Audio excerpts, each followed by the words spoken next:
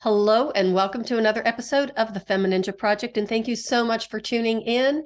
And as always, I have a fascinating and wonderful guest with me here today. Her name is Jenny Lytel. She is a former hospice nurse turned stress relief and self-care coach, blogger, and podcast host, whose mission is to help women and caregivers prioritize their own needs to find peace and take control of their lives. She is also the founder of Becoming Your Best with Jenny Lytel, and her tagline is Never Stop Becoming the Best Version of You, which is a reminder to women to stop comparing themselves to others and to appreciate and cultivate their own unique gifts and abilities instead. Jenny, thank you so much for being here and welcome to the show. Oh, Cheryl, thank you so much for having me. We've already had a great conversation without the recording on, which we probably should have recorded some of that stuff because it was pretty entertaining. But there are so many things I love about you. And when I saw your profile, that just really resonated with me because, as I told you, I am also a former respiratory therapist and recovering physical therapist and took care of my mom in hospice. And then, of course, my dad died shortly after she did. And I had stayed and taken care of him. So there's so much to your story that I could really relate to, and I can guarantee that most of the listening audience can appreciate it as well. And we've all been there, done that. So just tell us your story of how, first of all, I would love to know how you became a nurse, how you got interested in nursing, and then when you decided it was time to start focusing on yourself. Sure. So I became a nurse because I had wanted to be a nurse from the time I was young. When I was like 2 and 3, of course, I don't remember it, but I was in the hospital a lot. I had some lung issues, and like my immune system wasn't good, and they didn't really know exactly why, but I kept being hospitalized with pneumonia. And Wow. the only things that I remember are and with you being a respiratory therapist, you might know the pigastat, Mhm. the little thing where I remember telling my mom they hung me on the wall. And for those of you who don't know, it's a I don't know, it's like a little contraption. It's kind of like a little baby seat that hangs on the wall, and that's how they get x-rays for little kids, and it makes them so they can't move. And Mhm. so I remembered that, and the thermometers. I loved the thermometers that the nurses had, and they look the same as the little holster kind. And Mhm. whenever I see one of those, it kind of makes me giggle because that was why I wanted to be a nurse. I wanted one of those cool thermometers. Oh, that's And crazy. and so then as I went through school, I kind of went back and forth between, yeah, I want to be a nurse, and well, maybe I want to be a doctor, or maybe I want to be like a therapist or a social worker. Mhm. I just knew that I wanted to do something to help people. Mhm. And I'm a talker, obviously. And so I knew that I wanted to do something like that. Well, fast forward a little bit, life changed. I wasn't quite as ambitious as I used to be. I was dating somebody that thankfully I didn't marry, and I wanted to get through school quickly. And Mhm. so I went to a practical nursing program, which was a year, Mhm. and I was going to do that and then get married again. Thankfully I didn't. Um, and my mom actually went with me, because she had wanted to be a nurse too. Wow. But she had me when she was 18. And so, instead she was working minimum wage jobs, and, Mhm. living the life of a single mom. So we went to practical nursing school together. Wow. And then I went on for, my associate RN, and then my bachelor's RN. Mhm. And there were things that I loved about nursing. And then there was a Mhm. lot of things that not so much. I'm like the paperwork part is, the worst part of anything healthcare, and only is getting worse, I believe. Mhm. And the taking care of people, the relating to people, I love that part. But it's all of the documentation, and just all of that you spend so much time doing that you don't really Mhm. get a lot of that patient care time. Mhm. But of course, it's all important because you got to get paid, and you've got to be able to document those things to get Mhm. paid. So Mhm. so it was kind of this, it was just not a great situation, not a great fit in a lot of ways. But really, I gave so much to my job that I kind of lost myself. And I found way too much of my identity in my nursing career, and especially once I was a hospice nurse. And yeah, it really, it made me reevaluate everything. What got you interested in hospice nursing? I'm just curious about that. Yeah. So I had primarily worked in long-term care. And then I also had done like a little bit of clinic nursing. And when my kids were young, I was at home with them. So I just worked, little bits here and there. Well, I had a good friend who, her dad was, he was sick with cancer. And then things changed very rapidly. He, kind of had a quick decline, went to the ER, and they sent him home on hospice with 2 weeks to live. And they were a very non-medical family. And so I kind of went and stayed with them during that 2-week period when he was at home. And that was my introduction to hospice. Like I had heard of it, but I didn't really know exactly what it was. And this was back in, 2005. And I really realized that I loved what I was seeing. And there were a lot of things that really, looking back, I'm like, oh, well, now that I know more, they didn't really go exactly the way that, that I feel like they should have gone now. But even in that imperfectness, it was just so refreshing to see that somebody could be at home, be surrounded by the people that they love, not be, hooked up to a bunch of stuff and poked and prodded all the time, but, could still be out on the porch smoking. And, because when you're dying, it doesn't really matter, And so, it was just such a change compared to what I was used to seeing. We're trying to take care of, 30, 40 people. Instead, the nurse would come, and I mean, she was just with him for that, brief time. And so that got me interested in hospice. And I thought, I wonder what what would be like. And so I went and applied a couple months after he had passed, and I started working. Then I was an LPN then, and started working hospice then, and loved it. But I'm kind of an all or nothing personality. And No. so, I, at the time, my kids were young. So we have a blended family. And so we had 6 kids. The youngest 2 were in, I put the one in preschool so that I could start working hospice. And the other one was in kindergarten. Wow. And so, when you have, I was in my early 20s, had 6 kids. We had this, kids don't tell you all the time how wonderful you are. No. And, how appreciative they are. But at work, I was a rock star. I could go, and everybody told me how great I was and how much I was helping them. And for somebody who felt like, I was kind of failing all the time on the, mom, wife front. It was nice to hear. And so it was very easy to let that kind of take over my life. And I had 0 boundaries. And, and so I have a lot of regrets now, but better late than never when it comes to learning all of that. And so I did have to learn some hard lessons, really. But it just seems like everybody wants to be appreciated. And it's not even just an ego thing, but when you really go out of your way to make somebody comfortable, or to do something for somebody who is suffering, especially end of life, that death with dignity, that is really hard for family members to provide because they're too close to it.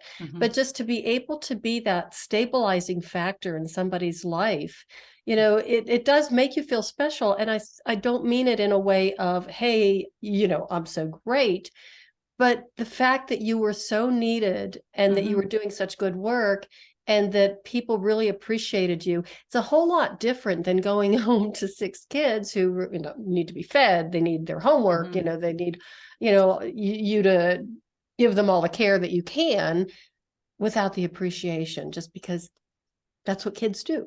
Right. Right. And, you know, I always felt like I had plenty of time, you know, I mean, so I, you know, I have time with my family, but, you know, these people, I mean, they're dying, you know, it's just, you know, there's only, you know, maybe he's only got a couple more days. And so, you know, but Right. there's always another one that's only got a couple more days. And so yeah, it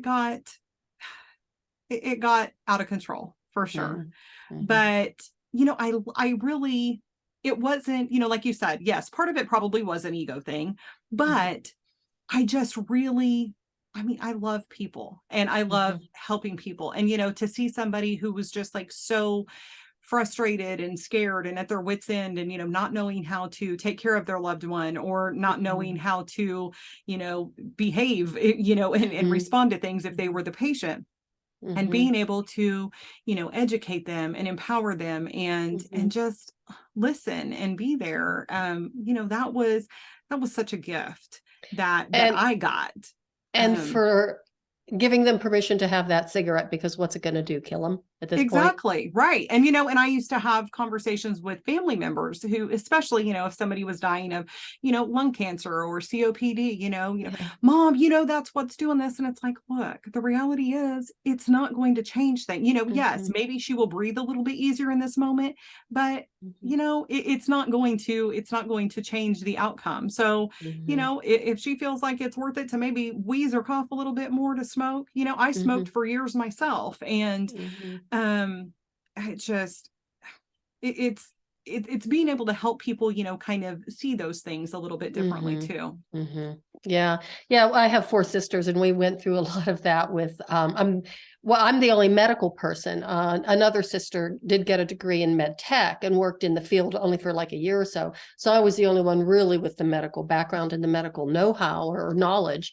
And, you know, they would get on my dad a lot of times, because they diagnosed him with leukemia after he ended up with pneumonia from sharing a fork with his grandson, my nephew, who had a cold at the time. So it just kind of blew up. It's, well, at least we found out what the problem was.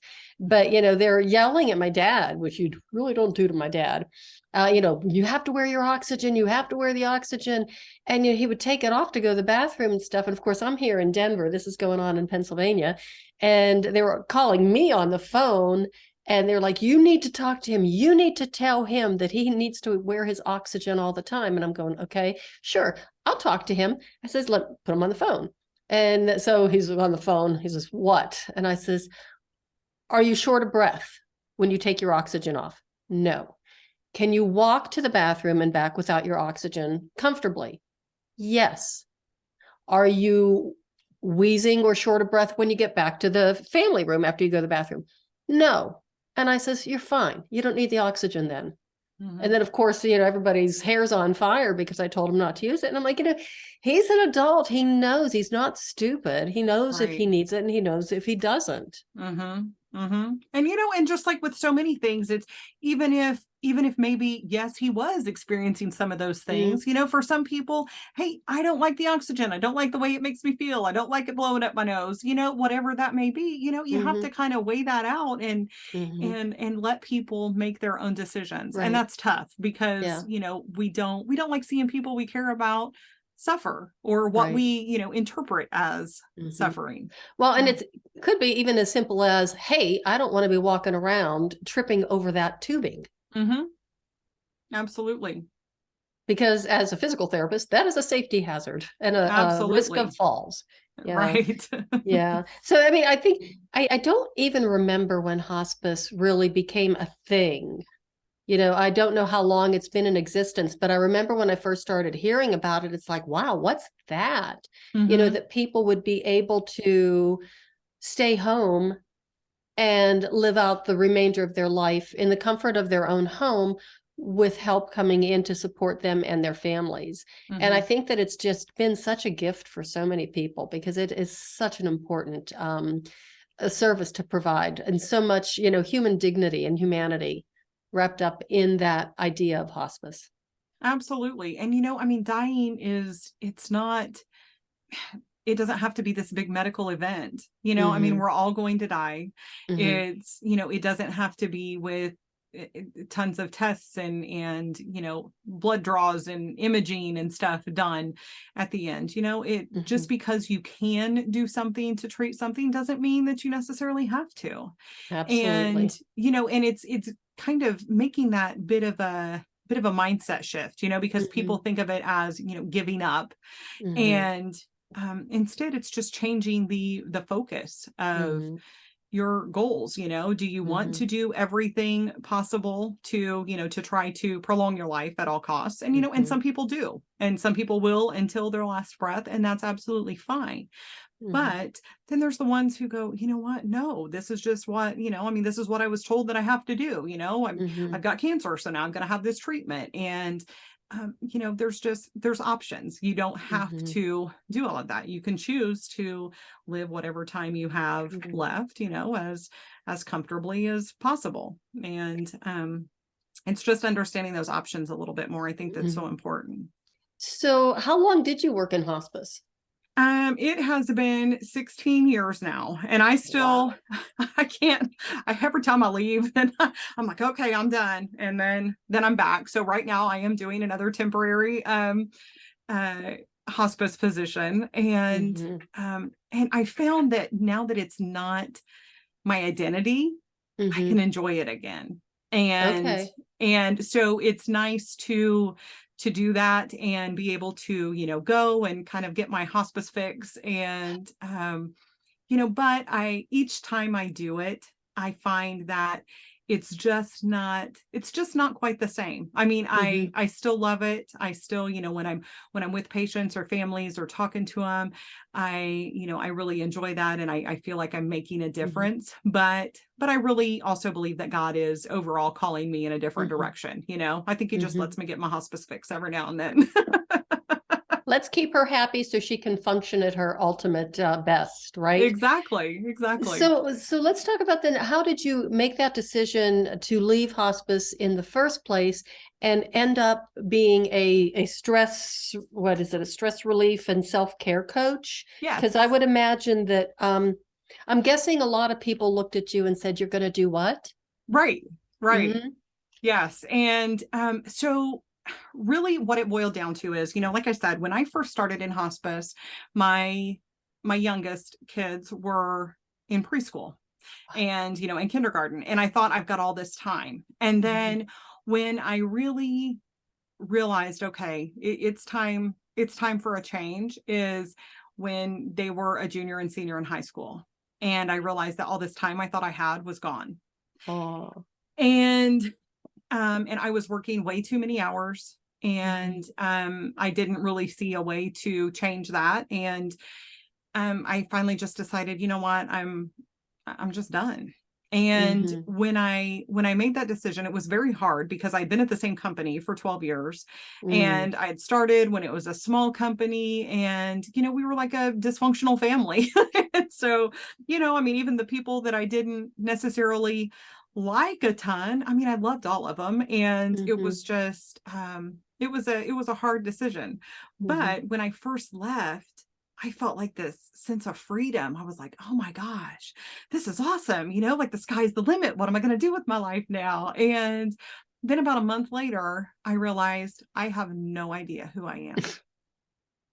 And I didn't know how much of my identity was wrapped up in being a hospice nurse. Mm-hmm. And so I had to I went through a pretty dark period Mm-hmm. where, my super excited I'm free bubble, was like, oh, free to do what? Mm-hmm. And I had a friend who had gone through a coaching program, and, kind of like hospice, when I heard Mm-hmm. about it, I was like, well, I've heard of it, but what's that? It was kind of like that with coaching too. It was like a life coach. Okay, well, Mm-hmm. I'm not rich and famous, so why would Mm-hmm. I have or know a life coach? But then when I realized, oh, it's like, just kind of like helping people with everyday normal kind of things. And so at first it was just kind of, coaching just in general, so tell me what it is that you want, and, we'll kind of figure things out. And then Mm-hmm. I kind of transitioned a little bit to midlife because I'm in midlife. And I thought, it's a great time to reevaluate things and all of that. And I realized that as much as that's true, I really don't care I don't want to talk to somebody about like midlife and hormones and all of that. I mean, we can chat about that some, but that's not what I really want to dig Mm-hmm. into and get excited about. Mm-hmm. And then my mom passed away in 2018, and it Oh, I'm was sorry. sudden. Thank Oh, you. I'm Thank you. sorry. Yeah, it was we knew, I mean, she was kind of a ticking time bomb. She had some health issues. I mean, she had multiple sclerosis, and she had she had a few health issues, but she also had an aneurysm in the middle of her brain, which we knew she had. Oh. But it was a matter of, okay, do you have surgery that then can cause issues? And there was, Mm-hmm. when she had finally decided, okay, I think maybe I'm going to do it. I mean, that had gone on for quite some time. Wow. Then it just ruptured one day. Oh. And so that, that made me really reevaluate things, Mm-hmm. because I mean, first of all, I was her only child. She lived next Oh. door to us. Um, we had kind of a mother-daughter relationship. So sometimes it was great, sometimes it was not. Mm-hmm. And things had changed, a lot over the years. And I mean, she had some mental health challenges, and I mean, just a lot of depression and anxiety. She was a hoarder, and a lot of times I'd get angry and frustrated because I felt like the stuff came before we did. And it was just kind of a big mess of emotions. Mm-hmm. But the thing that really um made me mad and sad, and then really just kind of changed the direction that I wanted to go, is the fact that my mom would do anything for anybody except herself. Oh. And it just really made me aware of how important it is to prioritize our own Mm-hmm. needs. Mm-hmm. And yeah, and so that's kind of how I came to focusing on self-care. And Mm-hmm. and then I figured out that a lot of people who really need self-care don't identify as needing self-care. So I just decided to call it stress relief, because everybody is stressed out and wants stress relief. And I believe that the way to most of that is through self-care. But Mm-hmm. that's kind of the backward way to get people to realize that they need self-care. And that's really interesting that you say that, because self-care does seem to be this like big buzzword lately. Um, and it's almost as if when somebody was talking about, like, they would talk about self-care, and it's like bubble baths and pedicures and, have some chocolate. And it's like, that just doesn't sound, that sounds pretty superficial. Mm-hmm. Yes. And Yes. yeah, bubble bath feels really great, and I highly Mm-hmm. recommend them, and so does chocolate. But it's like that's not really getting to the core problem. Mm-hmm. And it's almost like we're putting a Band-Aid on something. So if you could talk a little bit more about self-care, Mm-hmm. what self-care means to you, Mm-hmm. and how you educate your clients regarding self-care. And of course, my own personal favorite, because I've heard this before and then I saw it on your bio and I just plucked it right out because I wanted you to talk about that, is that self-care is not selfish. Yes. Yes. So I know So, I put an awful lot in that statement and question, but just take it away. I know you all can. right. I trust you. Well, I have a tendency to get a little distracted too. So if there's something, I'm not intentionally avoiding anything. You may just have to rein me back in. Okie dokie. So yes, I believe that, self-care is not selfish. And Mhm. really, I work primarily with women Mhm. and caregivers. And so, whether that be somebody that's a professional caregiver, or someone that's caring for a loved one at home, or, teachers and parents, most Mhm. of us, especially as women, are caregiving for someone. And if Mhm. it's just one someone, then, then we're in a pretty good shape. But women in general, um, and then when you add that layer of caregiving to it, we feel like it's not okay to put our own needs first. Mhm. Well, when I get done with this, or, Mhm. later, Mhm. later I'm going to, we can't continue to show up for the people that we love, that we're Mhm. trying to care for, if we're run down. And, Mhm. yeah, you can do that for a little while, but eventually, things happen and you end up just incredibly, burned out and frustrated, or, you end up with some kind of major health issue. And, that's Mhm. kind of what I saw happen to my mom. She was somebody who didn't, a lot of times she felt like she didn't have time to sleep because she had all of these other things going Mm. on. When you feel like you don't have time to sleep, there's a problem. Things need to change. And now if you're a new parent and I mean you've got a newborn baby, or Mhm. you're going through a short time period in your life where that's Mhm. kind of the way it is, then Mhm. then you can navigate that. But if you're looking at that as being your norm, something's got to give. Right. And so, one of the things that I really encourage the clients that I work with to do is to, think about what it is that just really makes you feel cared for and Mhm. rested and loved and just peaceful. Mhm. And that can be very different things for different people. So maybe you're somebody who loves to go outside and walk in nature. Maybe you're somebody that practices martial arts, and maybe you're somebody that sits and reads a book. None of those things are wrong, or are better than the others, but it's just knowing what it is that really like hits those buttons for you. Mhm. And that can be different, depending on different stages of your life, just kind of different seasons and the way things fit into your life. Mhm. Maybe you've liked running, but maybe you are caregiving, for somebody at home that you're not able to leave them alone. And so you're not able to do that. But what are some things that maybe you could do there at Mhm. home that, that help you to feel taken care of? And Mhm. yes, like you, I mean, I love a bubble bath. I love chocolate, but those aren't, those are Mhm. nice kind of, bows on the package.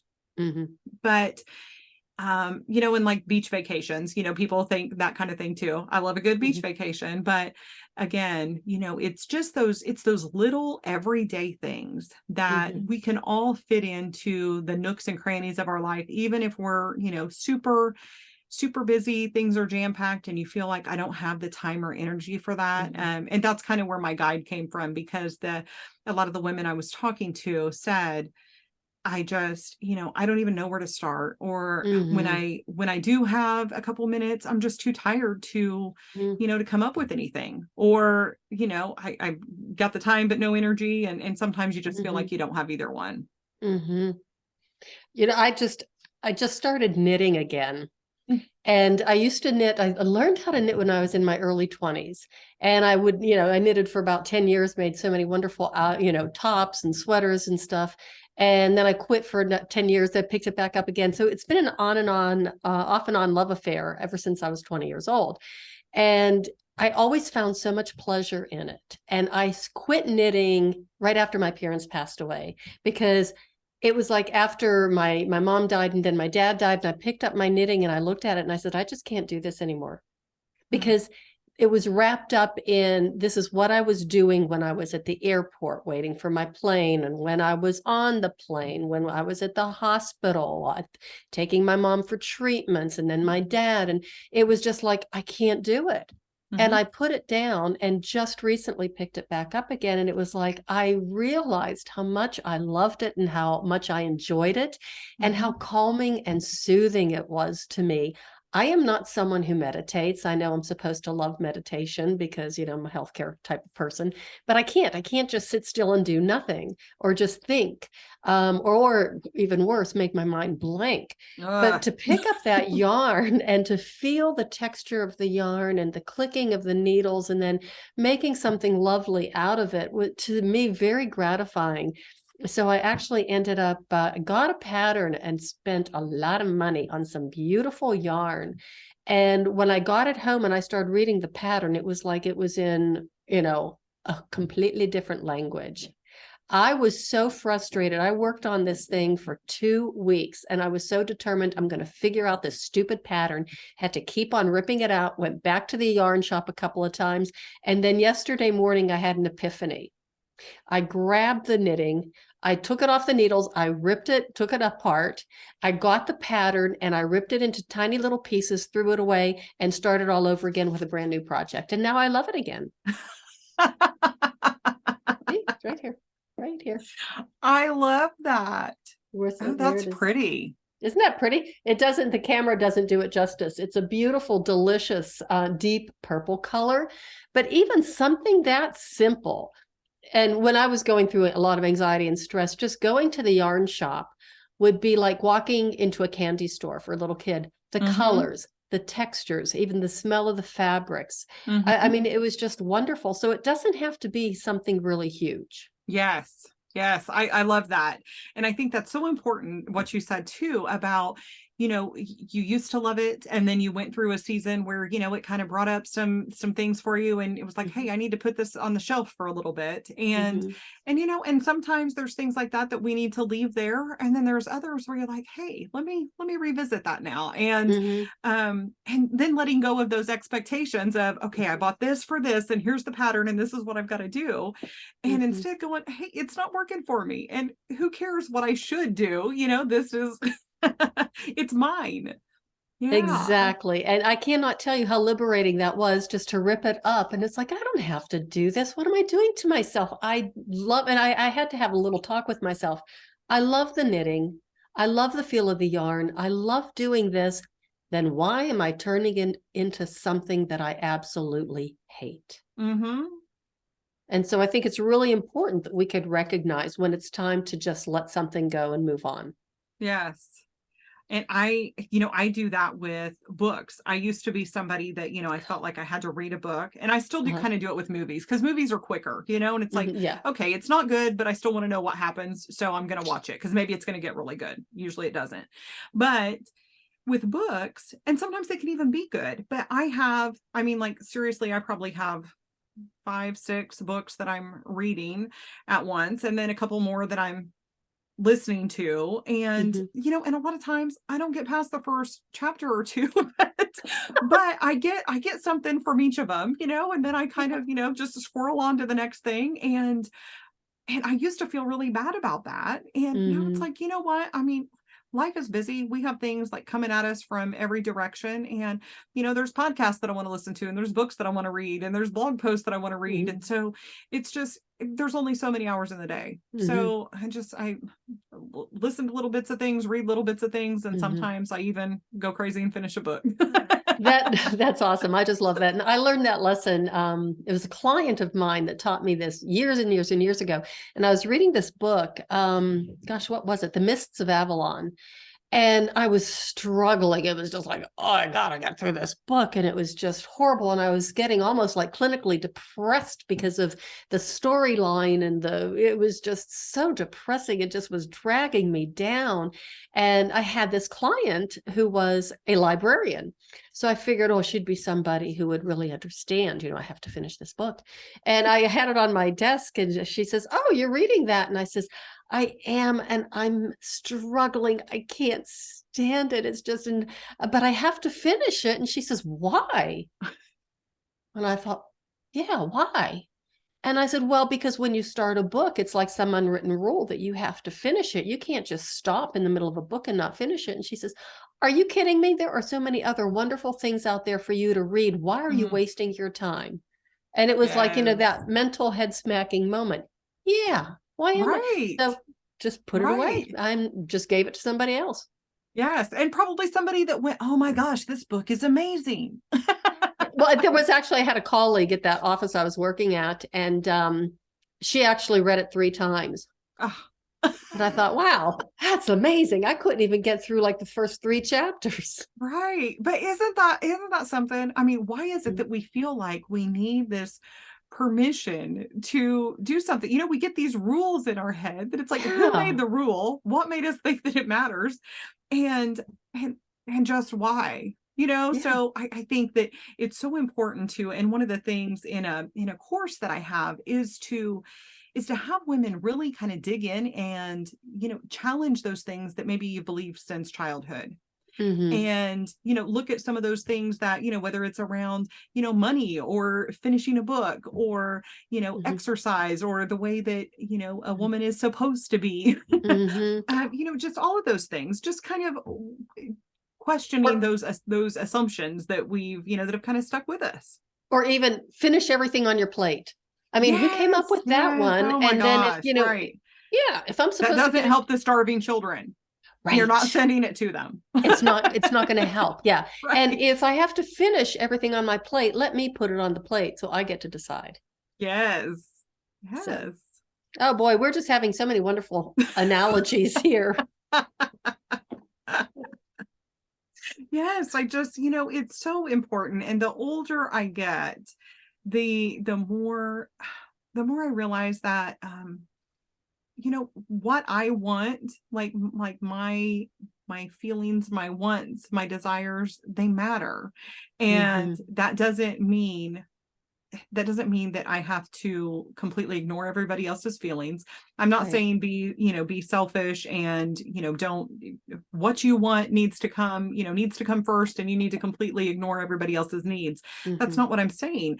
I think that, we look at it like if we put ourselves on the list, then we're just automatically neglecting everybody else. Hmm. And instead, I have found in my own life, and I believe that most of the women that I've worked with have as well, that when we put our own needs first, when we make sure that our basic needs are taken care of, Hmm. then we're able to be more productive. We're able to be happier. We're able to be Hmm. more of, who we were created to be. And part of that is very often helping other people too. Hmm. Well, you really can't help other people and you can't take care of other people unless you are also taking care of yourself. Mm-hmm. Yep. It's that whole pouring from an empty cup and, putting the oxygen mask on yourself. That's All right. of those things, they're cliches for a reason. I mean, it's because it's true. And it seems so simplistic, but Hmm. in a lot of ways it is. But simple doesn't mean easy, and Right. especially at first. Especially when it is a new pattern that you're trying to develop Hmm. and old patterns that Absolutely. you're trying to interrupt. Yes. And it does Yes. take time, so you need to be gentle with yourself. Absolutely. And just taking those little baby steps and, Hmm. learning to say no, having Hmm. some boundaries. And I think for women, especially, that's tough.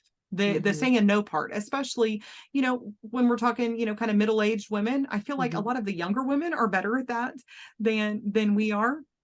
But, it's definitely something that can be learned because Hmm. I was somebody who I felt like, well, somebody has to do it, and everybody else is busy. No, everybody else has Hmm. boundaries. and, Hmm. and when I learned to say no, at first it was so uncomfortable. It was, oh, Hmm. well, I'm sorry, I really can't, and Hmm. now um, it's not that I say it in a rude way, but I'm firm about it. And there are Hmm. times when I say yes, when it fits into my life. I'm not Hmm. saying don't be a team player or don't, ever do Hmm. anything that, maybe is a little bit of a stretch for you. But it's just being able to realize, okay, these are the things that I need to do to take care of myself Hmm. and those people who are most important to me. When you're saying yes to something, then you're automatically saying no to something else. So Hmm.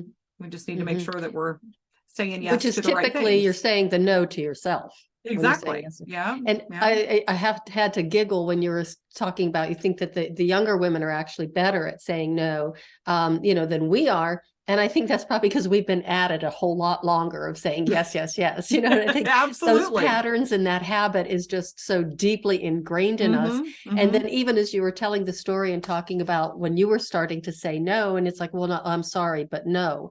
And that's another thing that's I always pick up on is how often we say I'm sorry when Uh, there's nothing to be sorry for. right.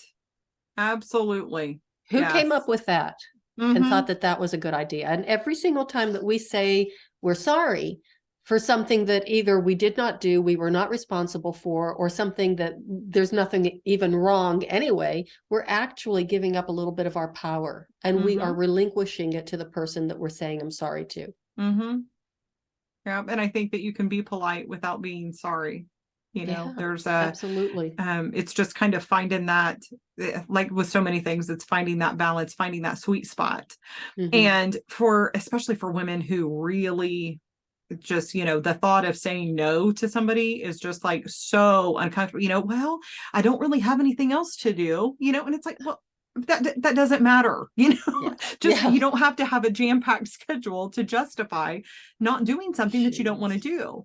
But I do encourage people, okay, if this is like just so far-fetched for you, then all of the time, if you have like all of these days off, and and that it's very likely that your boss is going to want you to come into work, because especially in healthcare, that's pretty common, and so, make an appointment with yourself, write down, in the rest of those times, write busy, and just say, oh, you know what, I'm sorry, I've already got something scheduled then, and even if your something is nothing, then, you can feel honest about it, but you're still protecting that time. And then you'll get to a point where you're just like, no.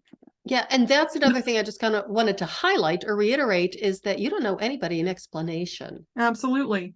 And no it's just like, no, sentence. Zip it. Yeah. Just don't elaborate, because if you do, then that gives the other person a chance to kind of manipulate you a little bit or make you feel guilty. So yeah. Yeah. Absolutely. Boundaries are just so important, and the power of no. Yes. Yes, absolutely. So, one of the other things I wanted to bring up was that you mentioned God at the very beginning. So your faith is very important to you. It is. It is. And so how does your faith guide you in some of the decisions that you make? Because I personally believe that God wants all of us to be happy, and we can't really be happy if we're being a doormat, and if we're just trying to be a people pleaser, or just, not really listening to our true selves and who we are meant to be. Yes, I believe that, that God created us, and that he gave us these desires and these, gifts that we have. And so, for some people, they have the gift of hospitality, and they love taking care of other people. And that really is their, that's one of my gifts too, but it can be overused. And so, like you said, Cheryl, it's just being able to recognize that we're going to be miserable. We're not going to be at our best. We're not going to be helping others.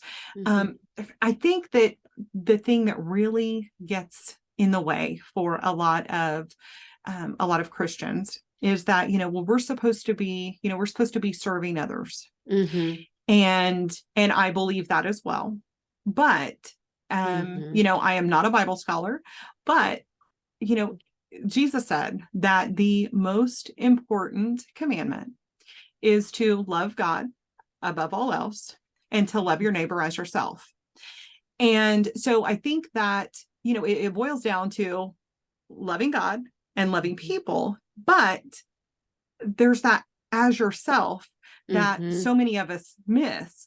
And, if we're not taking care of ourselves, then how are we supposed to be taking care of our neighbors, And it's the whole empty cup thing again. You have to have something to give before you can do any good. And so I believe that, part of my duty as a Jesus follower is to take care of me, to make sure that I'm doing the things that I need to do, whether that's exercise and sleep and spending time with God, because those are things that make me feel my best. They make me my healthiest. And then I have the energy and the desire to go and try to help other people too. And how could you truly love your neighbor or love somebody else if you don't love yourself? How do you even know what love is? And I think that's where relationships might start going a little like sideways and get more abusive. I don't know. That's really not my area of expertise, but I just wanted to, as you were talking about this, I wanted to share something. There was something I read in a book quite a long time ago. I am an avid reader, and most of the time I always finish a book if I do start it, but it's only because I find them good and interesting.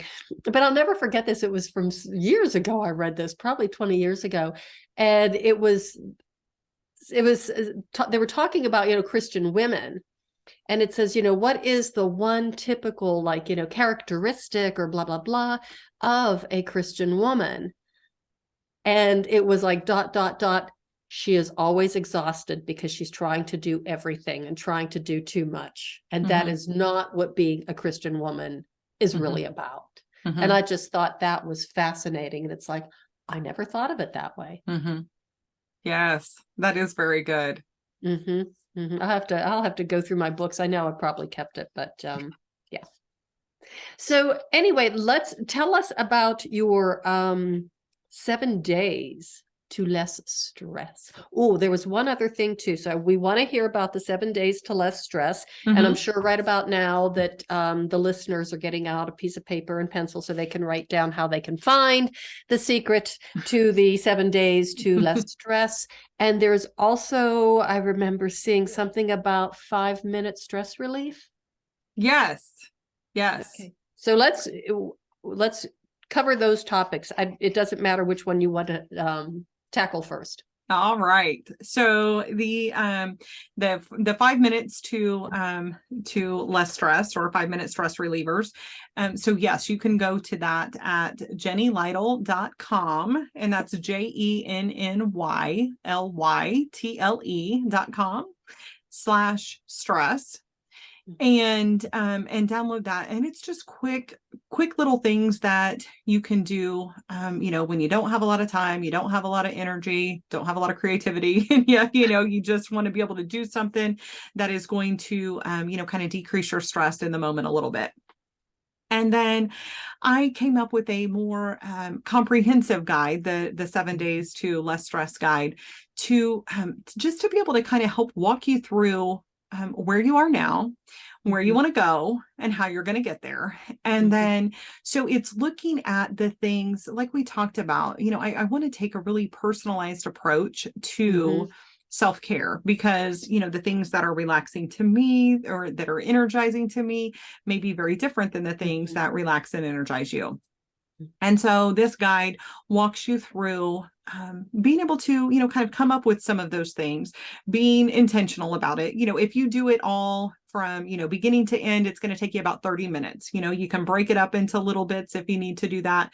But what you're going to come away with is a guide that you can use when you're feeling stressed. So, you're kind of doing the work ahead of time, so that then when you're exhausted and you're thinking, okay, you know what, I am like this close to just losing it, then you can pull that out and you can go, okay, you know what, I'm going to do this. Because when we're in the heat of the moment, it feels like it's very overwhelming, or like we don't have time.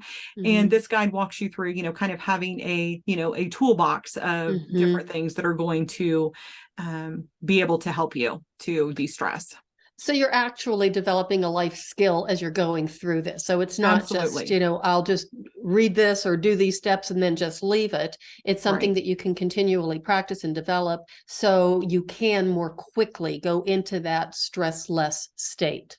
Absolutely. Yes. Excellent. Okay. So the other thing, tell us about your podcast. Yes. Oh, and I'm sorry, just I don't think I said where to go to get that one. So you go to jennylytle.com/guide for that. Okay. I try to make them nice and simple. So the podcast is Becoming Your Best with Jenny Lytel RN, and it just focuses on, other women, occasionally a man, but in general, other women who are kind of in the same, self-care, stress relief space, or complementary kind of things, because I think there's so much that we can learn from each other. And I just love having, I love having conversations like this, Cheryl, where we just kind of talk about, our own experiences and things that we've learned and things that we've learned from working with others. And it's just it's a way to get some, actionable kind of things, and just to realize that you're not alone in the things that you're going through. And of Mm-hmm. course, like you mentioned, my tagline is never stop becoming the best version of you, because I think we just too often we compare ourselves to others. We, see all the ways that we feel like we don't measure up. And, it's just it's an ongoing process to become the best version of ourselves. And that's something that, I want to be working on for as long as I'm breathing. Mm-hmm. So Yeah, and I think that's so important to bring up, because we do, as women, I think, I don't know if men do it as well, but we're really masters at comparing ourselves to other people. And you might be looking at someone thinking, oh, she's got it all, whatever it is, looks, relationships, finances, it doesn't matter what it is. But the funny thing is, that same person could be looking at you going, wow, I want to be like her. I wish I could be like her. She's got it all. Right, right. So And let's just stop doing that. absolutely. And the reality is we're all a mess in some ways. And Oh, and there's yeah. other Oh, yeah. and that kind of goes back and forth with the seasons too. And that was definitely one thing that hospice taught me too, is, there were some people that, you could go and people would have, like the perfect house and the perfect kids, and, everything was just so picture perfect, and they were a mess. Mm-hmm. And other people that you would think, oh gosh, their life has got to be really rough. I mean, they're just barely hanging on by a thread. I mean, you could tell money was definitely an issue. And it's funny, I'm thinking of one particular family that, gosh, they had so much love and support from each other. It's just, you just can't tell. And so, just appreciating what it is that we do have, and doing what we can to cultivate more of the good stuff. Mm-hmm. Amen, sister. I hear you. Hallelujah. More of that. Well, Jenny, it has been an absolute delight having you on the show and having this conversation. And you've already given us some incredible insights, wonderful tips, things to think about. But do you have like one pearl of wisdom, one final message that you would like to leave with the audience? Ooh, well, that's a good one. I would say that, whatever you need to do to be able to just stop, take a deep breath, close your eyes, and just ask yourself, what do I really need right now? And, not what should I need, not what, not what did I need last week that I didn't get, but, right now, what do I really need? And, maybe that's a nap. Maybe that's a good cry. Maybe that's, to call a friend and to have a good laugh. Maybe that's a bubble bath. It's just, we get so caught up in, I do the same thing. I mean, that's why I love talking about this, because it reminds me, oh yeah, all those things that practice them, because it's so easy to just get busy and the next thing, and soon I'll do that, and then you realize that no I won't, unless I'm intentional about it. So just take time to pause, and if that means setting reminders on your phone or putting a little sticky somewhere, and just reminding yourself to stop, breathe, and say, what do I need right now, and then take a couple minutes to give it to yourself. And excellent. Go from there. Excellent. Great advice. I'll bet that's a question, though, that a lot of people would have a hard time asking at first. So it is. Yeah, I'm willing to say that probably goes back into that little basket of life skills that you're developing along the way, just like with the 5-minute stress relief and the 7 steps to less stress. Absolutely. Yes, it is a little uncomfortable at first, for sure, but just go with it. And I truly believe that if it's something that you'll just practice, it'll get more comfortable, and it'll get to where it's like, hey, you know what? I know what I need. And maybe, I mean, sometimes for me, it's, I need to relax my shoulders because they're up like this, or I need to kind of, move around a little bit. But, just those little simple things. It doesn't have to be complicated, doesn't have to take a lot of time, doesn't have to be expensive. It's the little things that can really make a difference. Excellent. That's great advice. I really appreciate it. And again, Jenny, thank you so much for being here. It's been great having you on the show.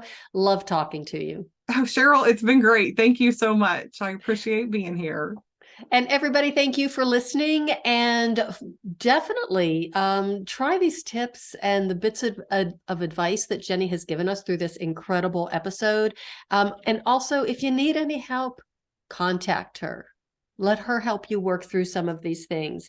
And the final thing I really do want to emphasize is that self-care and self-love isn't selfish. Yes. And you deserve it. Absolutely. Thank you. And that is the way of the FemiNinja.